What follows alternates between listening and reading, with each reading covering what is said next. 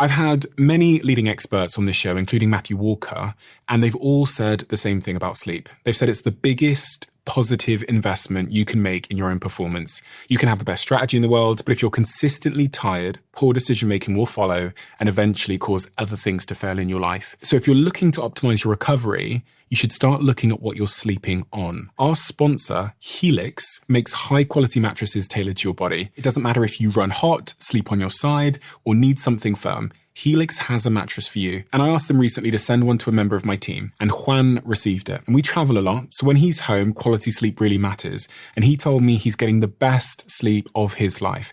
And the data backs it up, with 82% of people in a Helix study saying they saw an increase in their deep sleep. And with a 120-night trial, you've got 4 months to prove it to yourself. You can get 27% off at helixsleep.com/diary. That's helixsleep.com/diary. If you're running a business, people have probably told you to use AI or get left behind. And I get that urgency. Still, AI doesn't fix a messy business. It exposes one, because AI can only work with the information it can see. So if you ask AI something about your business, about stock or sales or customers or about your team, that information needs to be connected to the AI to be useful. That's the idea behind NetSuite by Oracle, the sponsor of this episode. NetSuite is the AI-powered business management suite that securely connects your financials, your inventory, your commerce, your HR, and your CRM into a single source of truth. And with NetSuite Next, AI is built into that connected system. It can surface useful insights, help with routine work, and let you ask questions about your business in plain English. For the first time ever, you can try NetSuite Next for free if your business is generating 7 figures or more. Just go to netsuite.ai/Bartlett. That's netsuite.ai/Bartlett.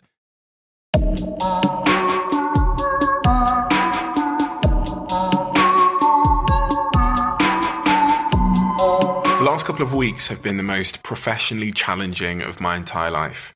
My diary is full of random notes, ideas, thoughts and epiphanies, and I'm really looking forward to unpacking all of this and sharing it with you today. It's currently 5 a.m. in a hotel room in Manchester. In the UK, it's Sunday night, well, I guess Monday morning. I haven't slept, and there's still very little sign of that happening today, considering the workload I have to accomplish before the morning. We've got a lot to talk about. I've got a lot to tell you about. We've got a lot to think about. So without further ado, this is the Diary of a CEO, and I'm Stephen Bartlett. I hope nobody is listening, but if you are, then please keep this to yourself.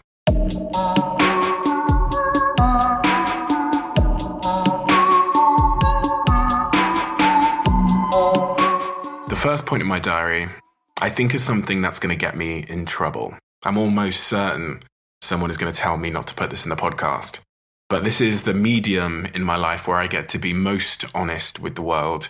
And I think this is something that's worth discussing. I think it's sad if we've gotten to a place in society where we have to all be too politically correct that we can't even discuss an idea.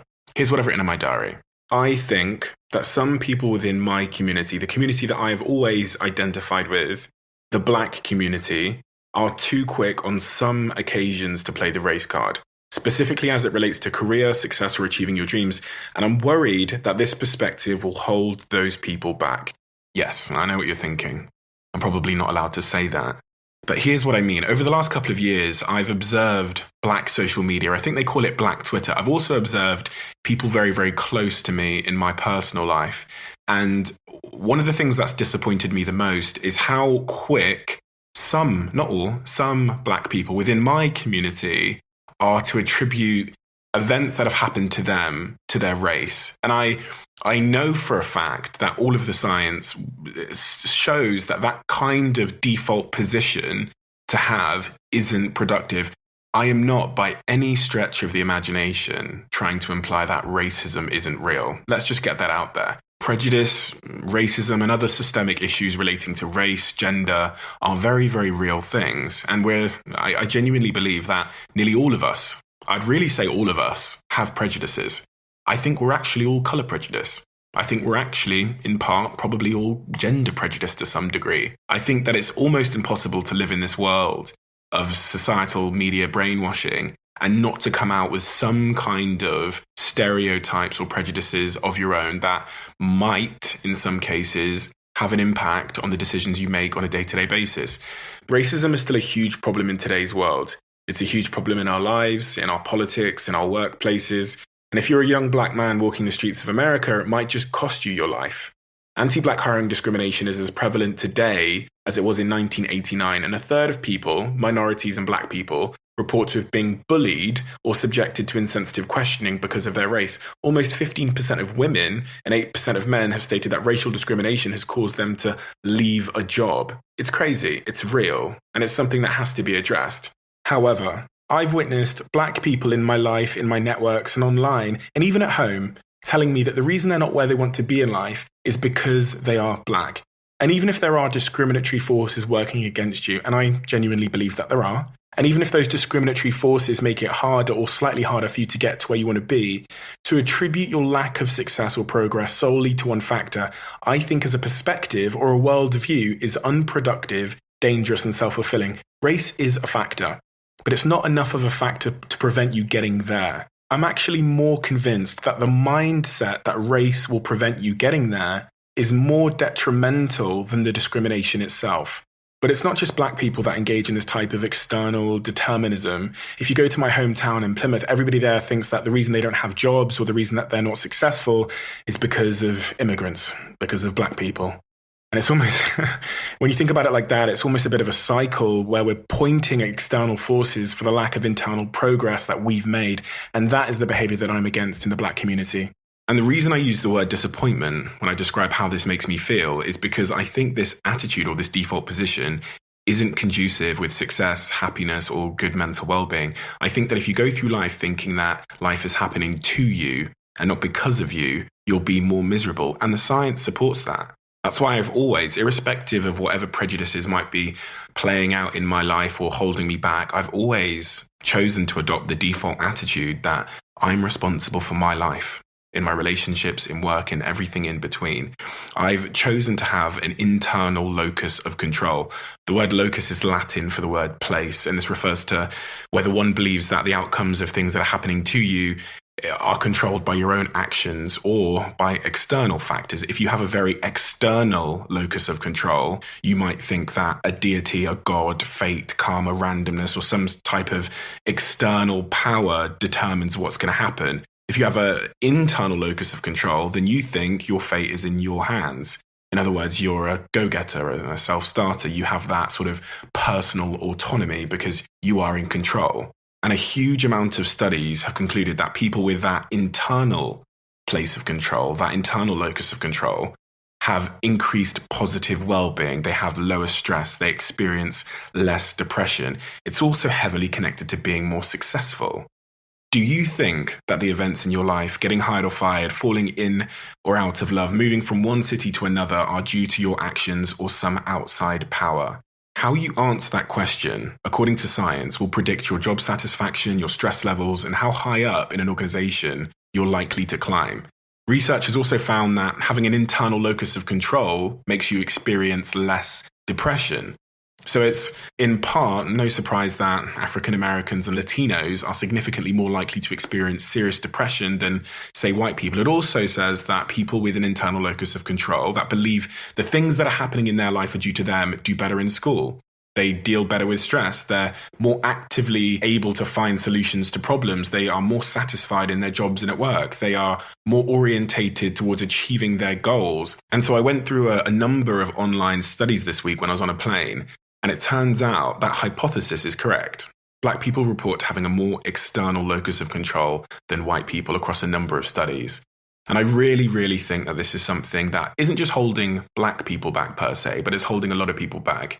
And I think it's almost impossible as a young black man growing up in this country, especially in the case of me, where I grew up in a school with 2,000 white people, to not feel in some respect by media narratives, by things you see in the news, by things you read online, that we are supposed to be or considered in some respect inferior by others. And so the job of building our self-esteem and our self-confidence and our self-image is really an inside job, because if you look outside and if you look into society or the media, you don't get the best stories, right? So even watching all the young black football players in this country go overseas and get booed, and the Italian crowds jeer at them like monkeys. I grew up to that. I grew up to reading that and wondering why that was happening to us and not to white people. And all of these little dents, I think, do have a role in building and constructing your self-esteem. But I just call black people to take back control and to take back that responsibility that I know is so important to become successful and happy. There's no doubt in my mind that this opinion has been somewhat influenced by the experience of my childhood. My mother was the only black woman that I really ever saw. We grew up in a very, very white area, in a very white neighborhood. We went to a very white school. And my mother was very intent on the fact that the reason why her properties were taken away and why we were ultimately effectively bankrupt was because of her skin color a lot of the time. She would often blame her being black for what had happened to us. And interestingly, even though I was young and impressionable, I just never agreed. I just thought my mum had made some business mistakes. And that, I think, has sat as a chip on my shoulder as I've grown up. I think as I've observed black Twitter and black social media blaming skin color for everything at times, and I literally mean that, everything at times it feels like, I've had that same sort of allergic reaction to that narrative because I think it's unproductive to dwell and attribute control to some kind of disadvantage. And if we really believe that everything that's happened to us was caused by some kind of uncontrollable outside force like prejudice or discrimination or whatever it might be, we're unable and we're unwilling, and it's unnecessary to perform that internal analysis, that internal reading of yourself, which is required and conducive with learning, improving, and not making the same mistakes again and again. And that's certainly what I witnessed at home. The next point in my diary is slightly less controversial. I've just written video game state of mind. And here's what I mean. We play video games with such disregard for opinion, with such freedom, with such fearlessness, right? But many of us play life with such caution, with such fear, with such nervousness. One of the things that's helped me succeed over the years and weather dark times in business is that video game state of mind. I've gone through hell running my business, as most entrepreneurs do. And I really, really mean that. I've gone through a hell I couldn't quite articulate or do justice in this podcast, so I won't try. You'll have to take my word for it. I'm remarkably good at dealing with hell. I'm remarkably resilient. And that resilience comes from a state of mind and, quite honestly, experience. When I say experience, I mean having so many case studies of surviving hell that hell feels manageable. And there's moments where I've genuinely questioned how any other human could possibly deal with the level of hell I've had to endure in certain moments. I'm sure there's people dealing with worse, right? Especially in a professional sense. But that's just how it's felt at times. In the process of going from a 18-year-old broke, rejected, minority dropout that was shoplifting food to feed myself to the CEO of a global business which employs 700 people around the world and makes hundreds of millions in revenue, I've said to myself frequently, how could it get any worse than this moment? How could any professional challenge ever be greater than this gigantic, urgent one that stands before me? It's been that hard. But my video game state of mind has helped me weather that storm. Let me give you some context. Every time I think all of us weigh up a risk in life, I guess the equation is that risk worth it considering the potential downside or the chance of failure or loss? Another way of saying this would be, what matters more? The upside of this opportunity or the avoidance of this potential loss? This is why people stay in jobs they hate. They don't pursue that exciting business idea. They play it safe because as they perform that equation in their head, they conclude that the upside potential is not worth the potential downside. Studies have shown that for most people, and that's the key word, most people, the fear of losing $100 is more intense than the hope of gaining $150. And from many studies and observations, it's been proven that for some reason in humans, losses feel like they loom larger than gains. Most people are, in fact, loss averse. We'll do anything to try and avoid a loss more than we'll do anything to try and make a gain. So it's clear, if you want to be the fearless person that takes the risks you need to take in order to reach your full potential, we need to find a way to minimize our perception of the downside potential or the potential loss, as I might call it. If you believe jumping off a cliff will result in a 1% chance of you flying and a 99% chance of death, you just wouldn't jump. In the same way, if you believe leaving your shitty job, starting a business, leaving a toxic romantic relationship, traveling the world will be fatal, most of us won't do it. As loss-fearing humans, we're happier with the devil we know than the devil we don't. We're held down, suppressed, and wasting our true potential because of the perception of what might go wrong and our internal desire to avoid wrong. And that desire to avoid wrong significantly outweighs our desire to attain a reward. However, when we play video games, and I might just be speaking for myself here, we typically play with such little concern for loss, without any regard of what the people in the game will think of our choices, and with total freedom, because we know if we steal this car and run people over in Grand Theft Auto, we won't really go to jail. Or in Call of Duty, if a sniper shoots me in the head, I'm not really going to die. This realization that the worst possible outcome in a video game is not something to be feared creates an environment where we can be so risk-taking, so careless, so free, so indifferent to what people might think of our decision-making, that it almost at some times might verge on being a little bit reckless. The same is evident in gambling psychology. When the money is imaginary, people gamble differently. I don't want you to go broke, and I don't want you to run people over with your car, but I do believe that risk-taking is an integral part of reaching your potential. For years, when things have gone wrong in my business, in my life, when I've had tough challenges, or when I've been faced with the prospect of dropping out of university or quitting jobs that would throw me into uncertainty, I've always said to myself, to people around me and to my loved ones, a few words that for someone living in the comforts of the Western world are especially true. I've said, Steve, life is just a video game. None of this will actually kill you. Those were just words, but they came from a genuine, deep mindset that I have always had. And being able to detach myself from the irrational thoughts that any one professional decision or any particular failure will be fatal is one of the key things that I think has made me more successful. It's made hell and hard times manageable. It's allowed me to develop calm within any chaos. And as we know, stress impacts your health. And it certainly meant that even when shit hits the fan, I stay remarkably stress-free and therefore healthy. I've had this video game mindset for as long as I can remember. It's why I was completely content, happy, and optimistic, even when my mum had disowned me, when I was penniless, stealing food and living in the worst part of the city in a partially boarded up house. I thought none of this would kill me. It's just a game. And that, coupled with this inherent self-belief, meant that I also thought this situation was temporary. I'm not going to be able to reprogram you in this short podcast, but I think there's things you can do to develop more of a liberated video game, risk-comfortable mindset. The first is reaffirming to yourself really crystal clearly what you want from your life and how you want it to look and feel, and really how much that matters to you. By doing this, we're increasing the perception of the upside potential. If your goals feel clear and worthwhile, you'll be more willing to take the risk to attain them. Growing up for me in a family that was, as I said, effectively bankrupt, it appeared that money was the root of all my problems. It was the reason we didn't have nice things. We never really had a holiday. We never had Christmases or birthday. It was the reason I felt embarrassed at school. It was apparently the reason why my parents argued. It was the reason why I felt inadequate at times. It was the reason the windows on the front of our house remained smashed for almost a decade. So the pursuit of financial freedom as an adult to me was always so worthwhile, so necessary. To me, it was non-negotiable. It was the avoidance of my childhood. It mattered to me too much. I didn't and don't want my life to be like that, like it was when I was young. I just won't allow it. I'm crystal clear that I want to be wealthy.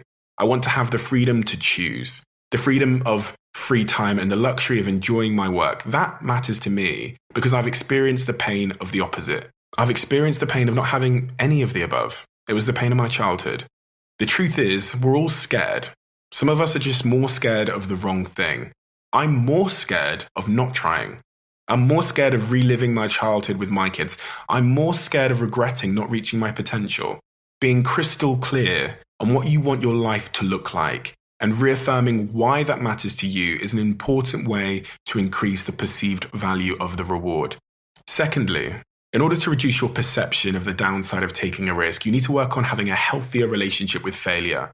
A less negative, more rational perception of what failing at any particular task will mean to your life. This means taking fear of failure from your subconscious, where it's running the show of your life unaddressed, to the conscious, where you identify it, where you can analyze it, where you can address it. When your body feels that fear, grab it.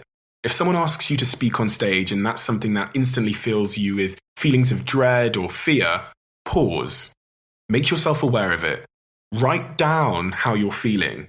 Grab it, look at it, rationalize it. What specifically could happen if you speak on stage and it goes badly?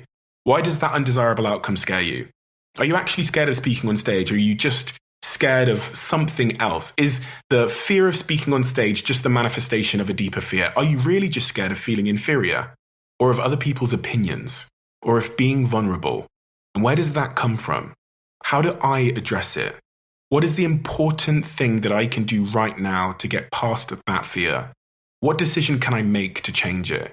And what actions am I going to take? Asking yourself as many questions as you can about your apparent fear has been scientifically proven to help reason your fear, to help reason your anxiety and your negative thoughts away. It helps us to reduce the perception of the downside when it comes to taking risks, and that pushes us closer to that video game mindset. And this, in part, is why therapists and psychologists spend so long asking you open-ended questions. Knowing your feelings and the real, true root cause of them helps you understand your actions better, which in turn can inform your future choices, make you feel less helpless, more in control, and it gives your subconscious devils less control over you. It gives you that video game mindset.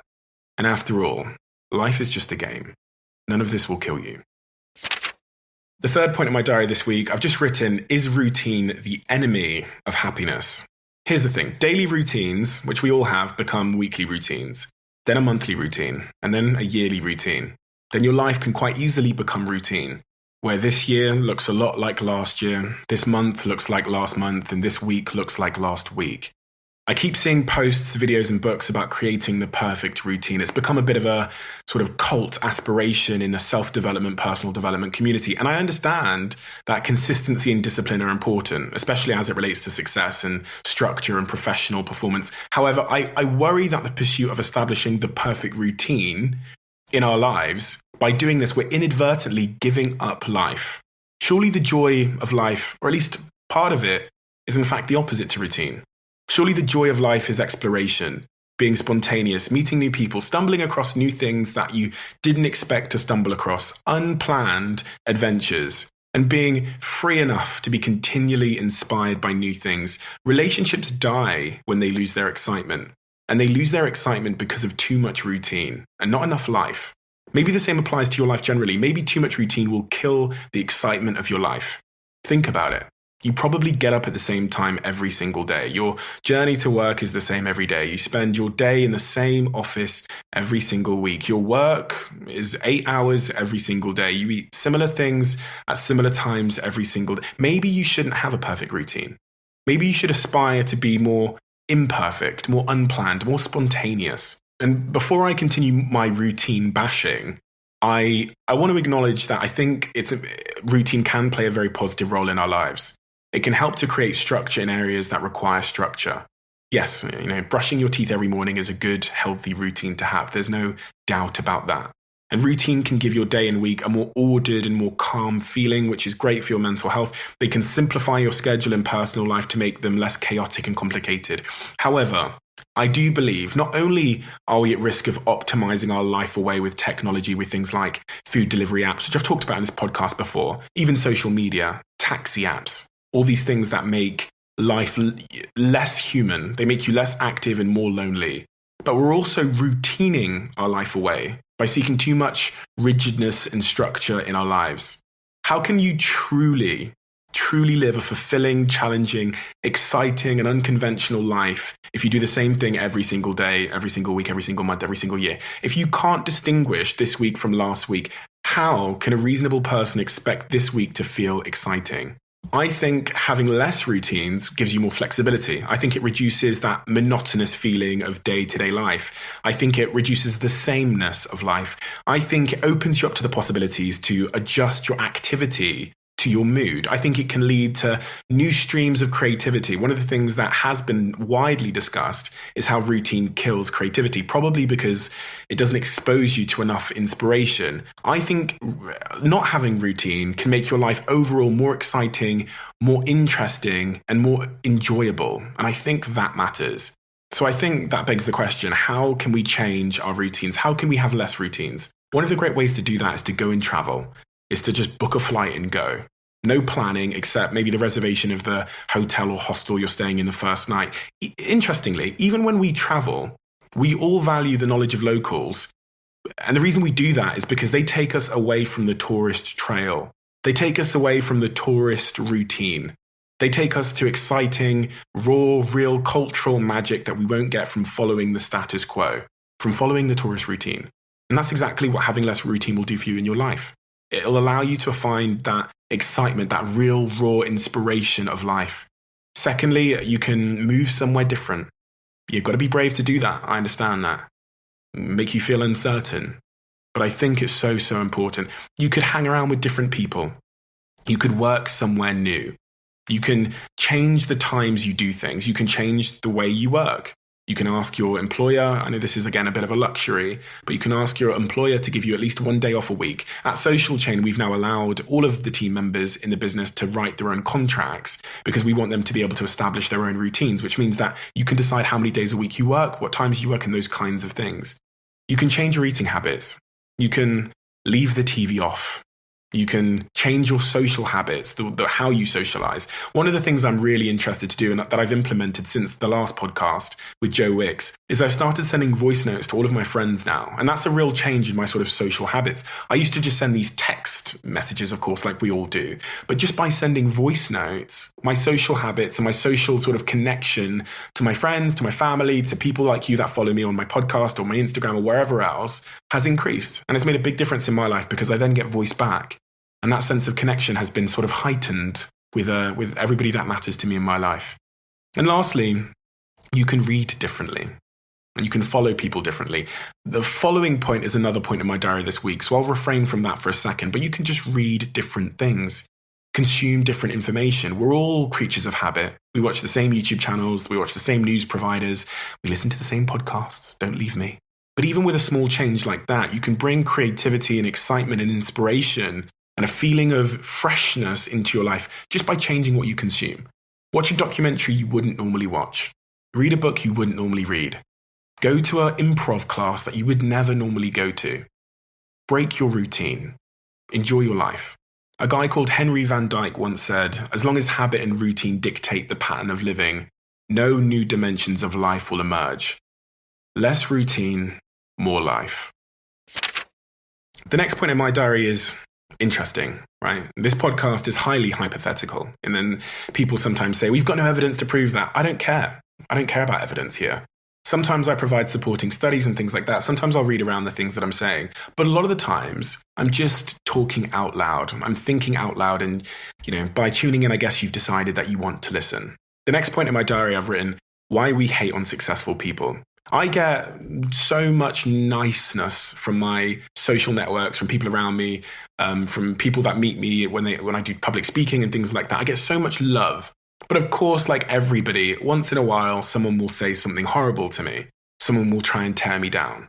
And this week I had a guy message me from an anonymous account, and he was just trying to discredit anything that I'd ever achieved and my success generally. And honestly, I'll be completely honest with you. As I always have been within this podcast, I didn't give a fuck. I genuinely didn't care because the things he was saying were, 100x untrue, and they were quite easily provable if I just responded. But I chose not to. But what I found interesting was my own analysis of why someone would go to the effort of sending me those messages.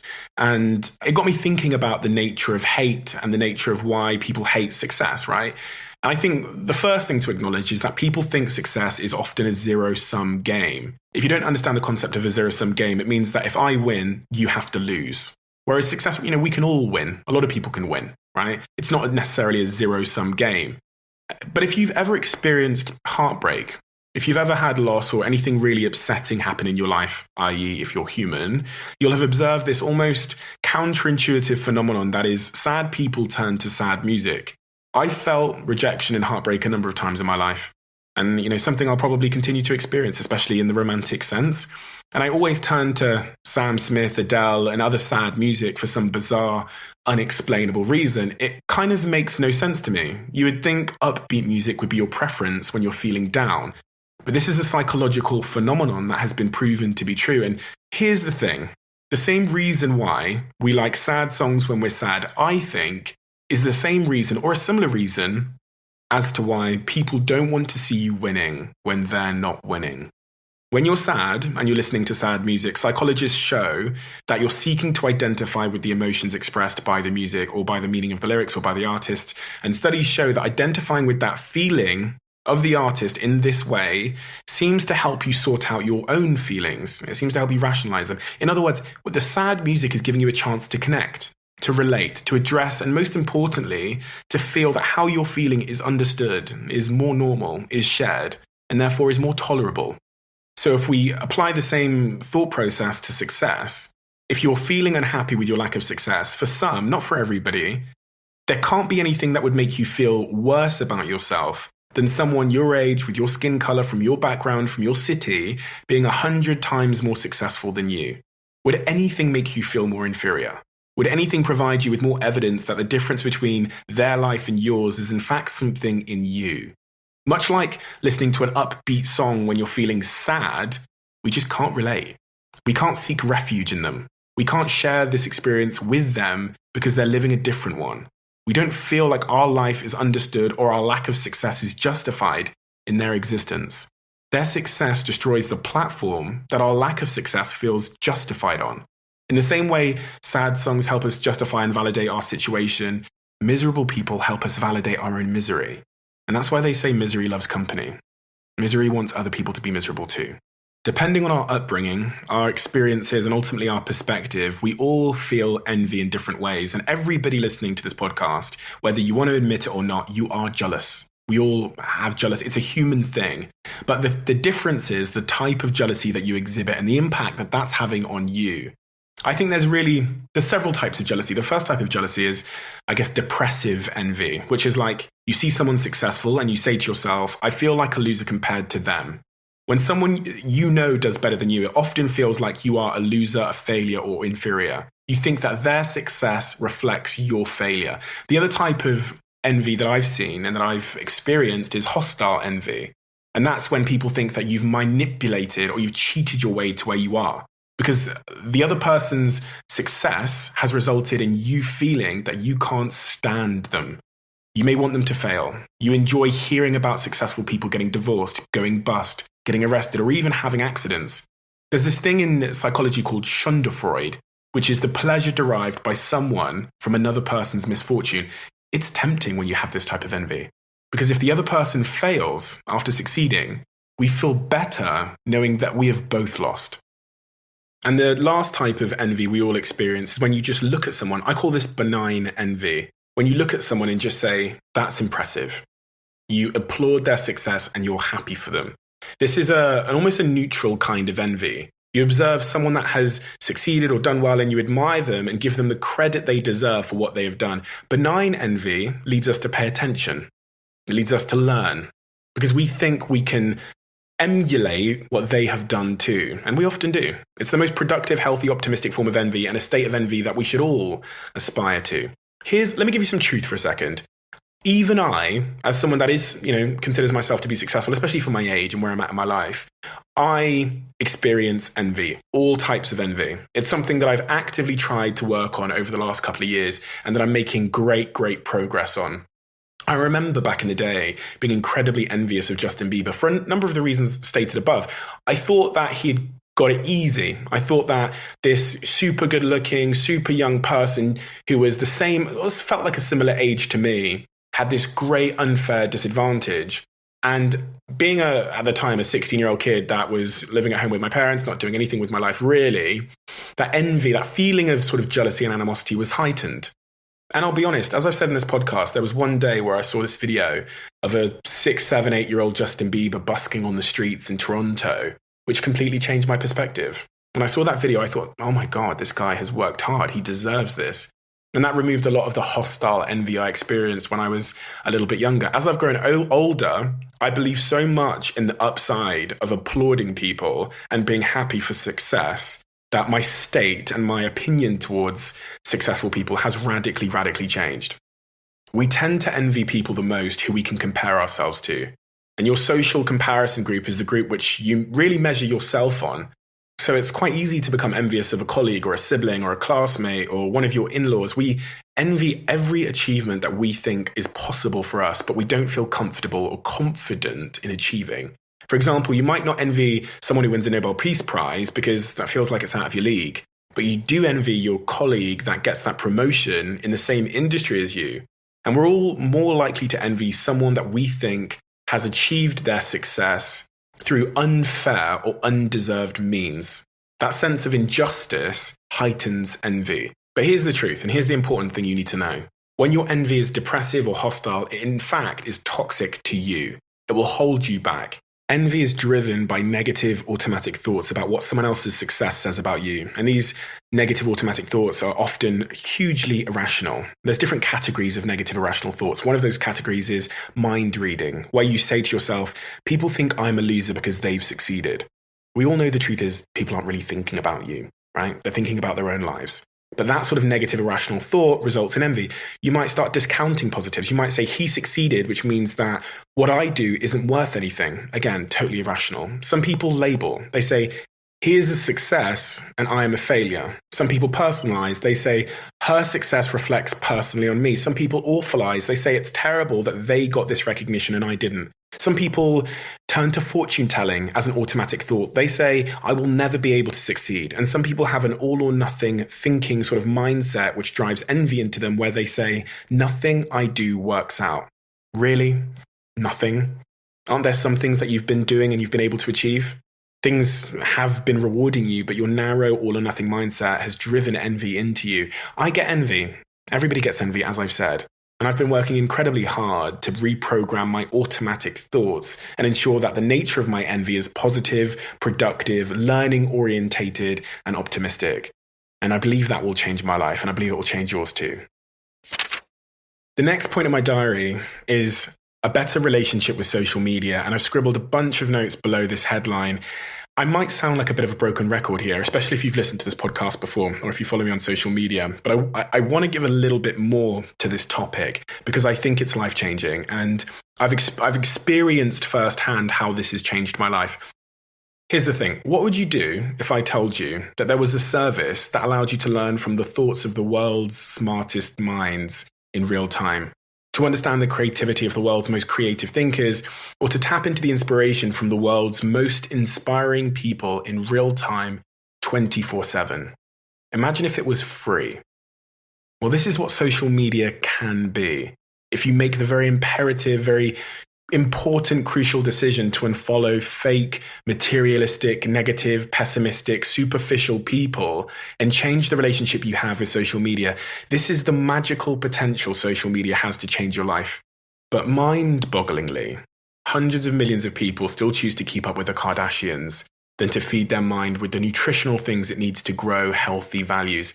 I know this sounds like I'm pushing my myopic, narrow worldview onto everyone, and I'm not. Although in some ways I am. It sounds like I'm saying everyone should live and aspire to live like I do. But that's not necessarily the case. I've spoken often on this podcast about the work of a guy called Tim Kessler and the 22 supporting psychological studies about junk values, and Johanna Hari's talked a lot about it as well. What you consume impacts your values, and your values impact your happiness, your joy, anxiety, depression, and your major life decisions. There's a well-known expression that says if you're the smartest person in the room, then you're in the wrong room. And I think that expression is trying to suggest that your learning won't be maximized in a room where you know the most. But maybe the same applies for your social media usage. Following smarter, more intellectual people is an easy way to ensure that you're the dumbest person in the virtual room. There was this amazing moment last week where it just dawned on me as I was on Twitter and I was observing two people I highly respect discuss a deep philosophical idea. And it dawned on me in that moment, what an absolute luxury, what a privilege, what an opportunity it is just to sit and watch and learn from these two people in real time, from their virtual conversation. Even though they're both 5,000 miles away on opposite ends of the world, this is what social media can be. I was a fly learning on the virtual wall, and social media had given me a front row seat to watch the modern day, Plato and Aristotle intellectually have it out. What an absolute luxury. These social media platforms have given us front row tickets to the show of the world's greatest minds. But unfortunately, most of my generation would still rather attend the circus down the road. Don't disrespect the privilege.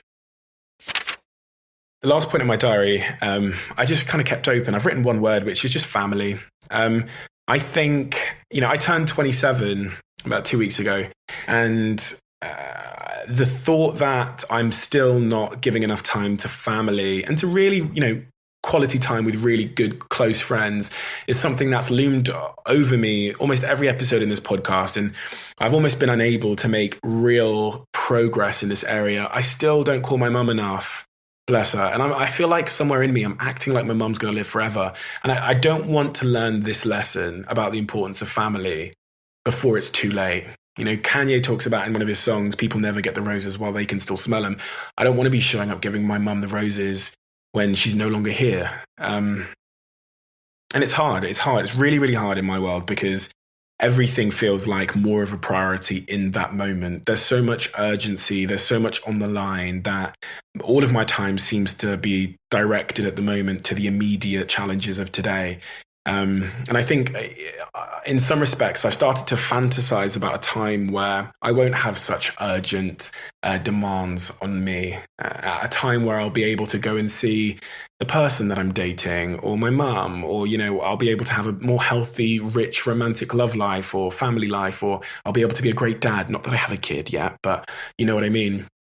And this is quite honestly one of the real downsides and I guess sacrifices of being an entrepreneur is, and life generally, you just can't have everything and you have to pick what matters to you. And when people have continually asked me what my goals are for the future, I think they're expecting me to say a revenue figure or a status position or a job title or something or amount of followers that I have. And every single time I'm asked that question, especially in the last year, my response is just balance. My biggest aim for the future is just more balance. And to have a more balanced life. Listen, don't feel sorry for me. I don't need your sympathy in that regard because I'm happy and I'm fulfilled and everything. But I'm looking forward at my future, and I want to make sure that I have the balance required to be happy. Thank you so much for listening to this podcast. It's been a great sort of cathartic experience as always, and I'm super, super pleased that this week the podcast was number 1 across 3 categories. We went to number 2 in the overall charts. And for me, that's the sort of the reinforcement that this is bringing value to somebody somewhere. I'm super, super keen to get to 1,000 reviews on Apple Podcasts before the end of the year. So I'm going to incentivize it a little bit. As some of you might know, we're holding an event in Manchester called the Diary of a CEO Live. And the format of this event is we're going to get 5 of the cities, the region's most impressive CEOs, leaders, business leaders, professionals with the most inspiring, interesting stories. And we're going to put on a bit of a cultural experience surrounding those 5 individuals. And I'm super excited about it. I will announce the guests very soon. There are some real killers. A lot of them have never even done anything publicly in terms of press, too much anyway, or interviews. But this is going to be a real amazing event. It's going to infuse music and art and culture and really celebrate aspiration, success, ambition, and the true nature of succeeding in any pursuit. So here's my sort of incentive. If you go to the podcast store and give me a rating and leave your Instagram name every single week for the next, I think it's 8 or 9 or 10 weeks, I'm going to pick 2 people that have left a rating in the podcast store, left their Instagram handle, and you're going to get free tickets behind the scenes as well to come to the Diary of a CEO Live. This is an event that I have no desire or intention to make a profit on because I'm going to spend all the money making this fucking awesome because that matters more to me. And everyone will have the chance to buy tickets when they go on sale. But yeah, super excited for that. And also, we're getting very, very close to having the book ready. And the book, which I'll talk about a little bit in the next podcast, is the culmination of all my life's learnings and knowledge. So super excited for that too. Thank you again, and I'll see you again next week.